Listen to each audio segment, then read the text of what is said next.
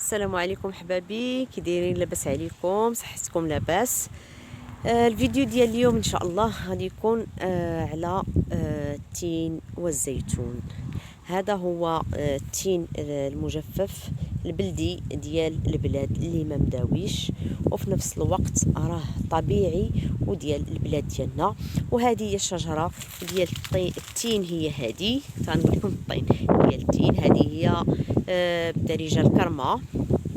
هاد العام ما كايناش الشتاء، راه ما عطانا والو، داكشي ناشف، ولكن الحمد لله هادشي اللي كاين غادي نقضيو به ان شاء الله باذن الله. دابا هاد التين هذا غادي نصاوب به واحد الوصفه كتصلح للبرد، خصوصا الوليدات الصغار اللي كيكونوا مساكن ضاربهم البرد في البدايه ديال البدايه ديال البرد.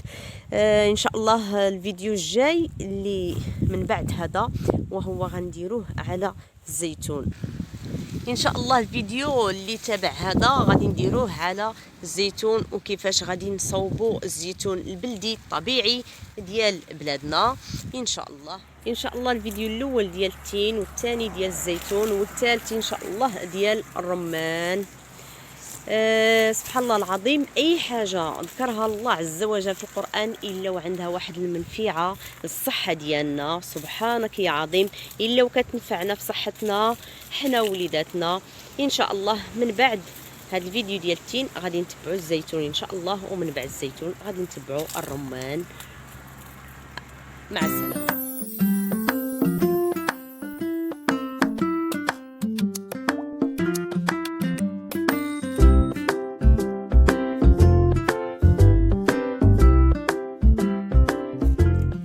السلام عليكم حبابي، كي دايرين؟ لاباس عليكم؟ مرحبا بكم في مطبخ امينه الركراكيه.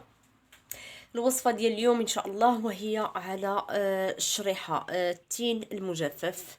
هو هذا رقدته البارح في الماء، غسلته مزيان حتى حيدات منه كلشي هذيك الغبره ديالو، ودابا رقدته في الماء ليله كامله.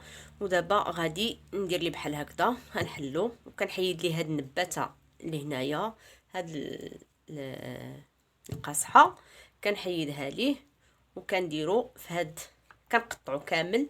ومن بعد ان شاء الله غادي نديرو يفور هاد التين هذا مزيان بزاف، خصوصا هاد الفصل هذا ديال البرد اللي وصى عليه الرسول عليه الصلاه والسلام.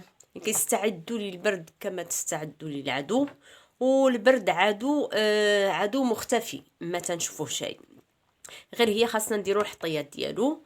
هاد الوصفه هادي كان عليا نصاوبها مثلا في شهر البدايه ديال شهر تسعود، كنصاوبها وكنديرها في قريعات، هي والثومه والزيت البلديه. بالنسبه للوليدات الصغار الا هكذا حسيتي فيهم البرد كتعطيهم غير معلقه من هذاك الزيت البلديه تيشربوها في الصباح تيوليو لاباس، لانني مجربه. كان عندي التين مجفف وفي واحد القرعه مرقده هو والثومه، وجات جارتي مسكينه ولدها مخنوق موقف بالبرد. قلت لها مالو؟ قالت لي راه عنده البرد وهذا. قلت لها بلاتي اعطيتها شويه من هذيك الزيت اللي فيها التين وفيها الثومه. سبحان الله العظيم الغد سولتها قلت لها كيبقى الولد؟ قالت لي راه الحمد لله من داك الدواء اللي عطيتيه. اين الدواء اللي عطيته؟ انا نسيت. قالت لي راه هذاك الزيت اللي عطيتيه راه وافقاته ومشى منه البرد. والحمد لله دابا خاصنا هذه دائما ما خاصهاش تخطانا في الدار، في البيوت ديالنا. عندنا الوليدات الصغار، عندنا الناس الكبار، وحتى حنايا المتوسطين راه مزيانه لينا بزاف. دابا غادي نكمل هذا كله وغادي نديرو يفور. بعد ما ساليت هاد التين كله في التقطاع، دابا غادي نفرش هاد الثومه هادي درتها صاينه بالقشور ديالها، نفرشها في التحت، وغندير هاد التين هذا هنايا في هاد الكسكاس، وغادي نخليه يفور حتى يطيب ليا مزيان. هو راه كتخشي فيه المعلقه وكتحسي به واش طاب ولا مازال، ومن بعد غادي نتلاقاو. بسم الله. بعد ما فار ليا هاد التين كله طاب، دابا خليته حتى برد في الكسكاس، ودابا غادي نطحنو في هاد الاله اليدويه هادي باش يبقاو ليا دوك الحبيبات ديال التين. كيجيو زوينين في سميتو في الكونفيتير ديالي. بسم الله. بعد ما ساليت الشريحه كلها طحنتها في هاد الطحانه هادي وساليتها، هي هادي دابا عطاتني هذا الشكل هذا، شفتوا تقريبا هذا درت غير ربع كيلو. دابا غادي نبقى نزيدها زيت الزيتون وغادي نخلطها. كل ما غنزيد الزيت وغادي نخلط حتى توصل ليا القياس اللي بغيت ديال الكونفيتير اللي بغيتو يكون ماشي عاقد بزاف وماشي جاري. غنبقى نخلطها بهذا الشكل هذا حتى توصل الشكل اللي بغيت. هي كل ما كان ليها الزيتون مزيان، كل ما كان ليها زيت الزيتون بزاف كتكون مزيانه. هذه راه طيبه على حق طريقها، والزويته البلديه هي هذه. دابا غنبقى نزيدها في الزيت وغادي نخلطها مزيان حتى توصل الشكل اللي بغيت ديال الكونفيتير. دابا راه باقا مازال قاصحه. دابا بعد ما كملته في الطحين وخلطته بهاد الزويته ديال الزيتون، دابا غندير ليه حمام مريم باغماغي، وغادي نخلي هاد الزيت وهاد التين يطلقوا في بعضهم، ومن بعد نكمل الوصفه ديالي ان شاء الله. ونقدر مازال الا كان ما حدو كيطيب وهو خاصو الزيت غادي نزيدو حتى يولي شويه سائل، وغادي يولي كونفيتير ماشي قاصح، غيولي كونفيتير اللي هو ممكن نديروه في اي حاجه سائل. هادشي اللي كاين وغنطلقوا. الشريحه ديالي بعد ما درتها بحمام مريم باغماغي وخليتها حتى شربات مزيان وتقادات. دابا غادي نقسمها على جوج باش كل وحده غندير فيها وصفه. هذه غنديرها بنكهه وهذه الاخرى غنديرها بنكهه. وحده غادي نفطروا بها في الصباح مثلا، وحده غادي ناكلوها بالليل. هذه اللي غادي ناكلو بالليل غادي ندير فيها جوج ديال النكهات، وهذه كذلك اللي غنفطروا بها في الصباح هي هذه غادي نكملوا الطريقه ديالها. دابا بعد ما قسمت هاد التين على جوج، عندي هاد الثومه اللي فورت معاه قبيله، وعندي هاد الجنجلان السمسم حمرته، وعندي الزعتر البلدي.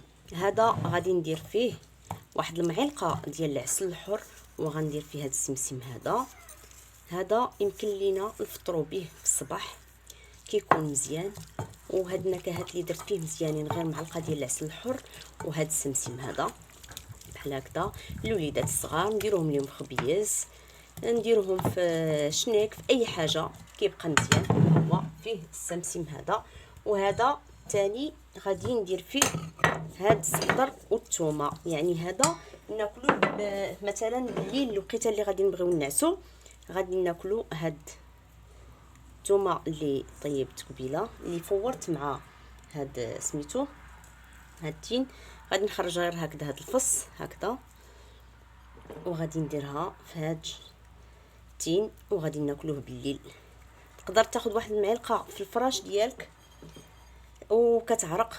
المهم داك البرد الحمد لله كيزول، ما تيبقى شيء، لان البرد خاصنا نحافظوا منه بزاف. عاد وهاد الزعتر هذا بعد ما نقيته غادي نحكو بين يديا مزيان،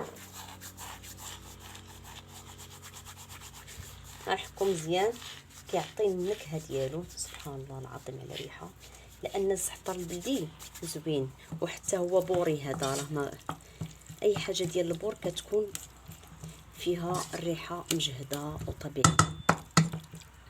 هاد التويمه غير مبخر، هاد الشيء راه ما مسلوق شي في الماء.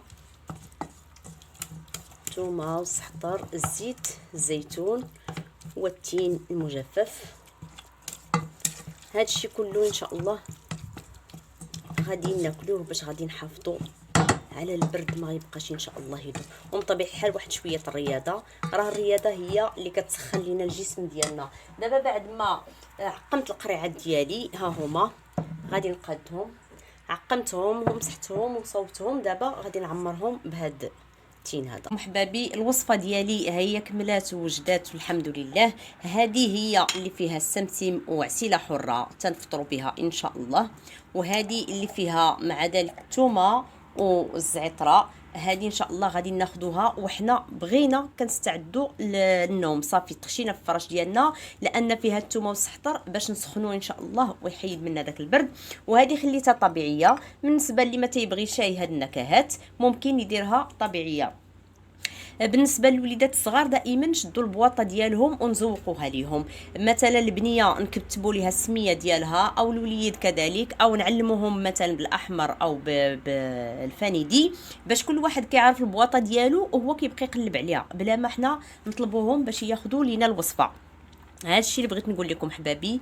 انا اي وصفه جربتها ونجحت معايا تنبغي نتقاسمها معكم باش تكون ان شاء الله الفائده عامه. هذا الشيء اللي كاين. وهذه ان شاء الله وصفه سحريه للبرد، خاصنا غير ندوموا عليها. سبحان الله العظيم، اي حاجه مكتوبه في كتاب الله عز وجل الا وعندها واحد الفوائد كبيره للصحه ديالنا ولحياتنا. غير حنا خاصنا ندوموا على هذه الاشياء اللي الحمد لله عندنا متواجده في المغرب، وما غاديش نمشيو ونتعبوا باش نجيبوها، عندنا قريبه، خاصنا غير ندوموا عليها ان شاء الله. هادشي اللي كاين حبابي، وخليت لكم راحه صدر ربي ومع السلامه. ما تنسوني شاي في الزر اشتراك الاحمر، ضغطوا عليه ان شاء الله الا كنتو كتشوفوا القناه اول مره باش يوصلكم اي وصفه جديده. وما تنسونيش في الابوني، وخليت لكم الراحه والهنا حبابي.